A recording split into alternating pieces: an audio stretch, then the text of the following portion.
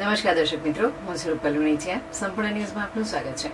બનાસકાંઠા જિલ્લાના દાંતા અને અમીરગઢ તાલુકાના દૂરના આંતરિયાળ તેમજ આદિજાતિ વિસ્તારોમાં આરોગ્ય સેવાઓ ઘર આંગણે પહોંચાડવાના હેતુથી ગુજરાત સરકારના 2 વ્હીલર મોબાઈલ હેલ્થ યુનિટ પ્રોજેક્ટને પાલનપુર જિલ્લા પંચાયત ખાતે પ્રારંભ કરાવવામાં આવ્યો હતો.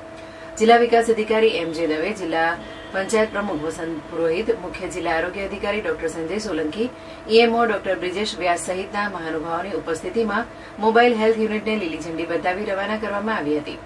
આ 2 વ્હીલર મોબાઈલ હેલ્થ યુનિટ દ્વારા આંતરિયાળ વિસ્તારોમાં પ્રાથમિક આરોગ્ય તપાસ અને સારવાર ઉપરાંત રેન્ડમ બ્લડ સુગર, મેલેરિયા, ગર્ભાવસ્થા તપાસ, પેશાબની તપાસ, બ્લડ પ્રેશર, શરીરનું તાપમાન સહિતની વિવિધ પ્રાથમિક નિદાન સેવાઓ ઉપલબ્ધ કરાવવામાં આવશે. જરૂરિયાત મુજબ દર્દીઓને દવાઓનું વિતરણ પણ કરવામાં આવશે.